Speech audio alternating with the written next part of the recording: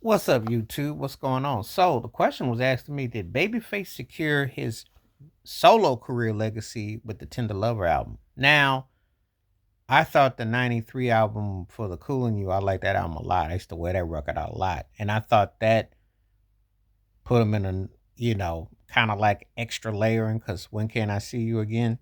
And I like the title track a lot, and I think it definitely helped him out. But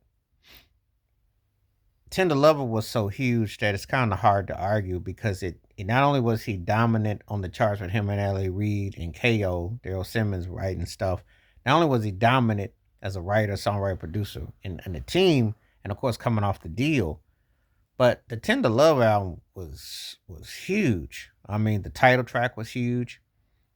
Um, and the remix with Bobby Brown was hilarious. It's No Crime was a jam. That one still bumps to this day.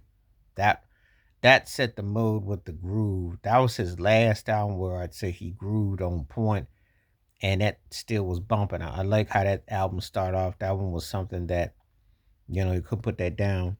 So I thought that was a jam. But obviously, as soon as I get home from work, which was like an anthem, which was like that was at Around the Way album cut, which made the album legendary. And folk don't know what he said: pay your rent, buy your clothes. As soon as I get off from work, I mean, just that kind of song was like a template for that, really. But the centerpiece song was Whip Appeal, and co-written with Pebbles. She came up with the title, and originally offered to Prince, which he turned down. But Prince was a big fan of Babyface.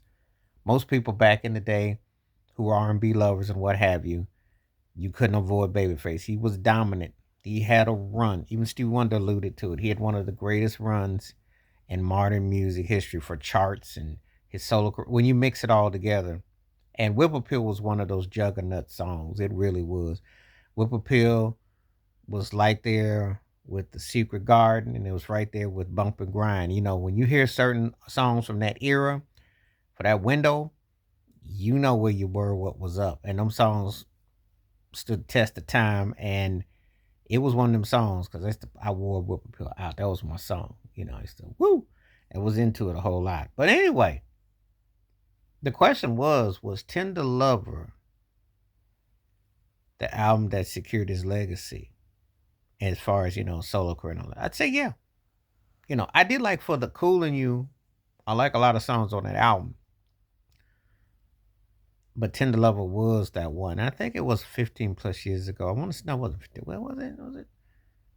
Was it 12, 13 years ago? He had the Return of the Super Love, the Return of the Tender Lover. He actually had that album, which was a decent record, but it's nothing like the original. And you couldn't recapture it. He knew, there were times when the artist made that album, which was that album, which you sat there and you said, that was that album.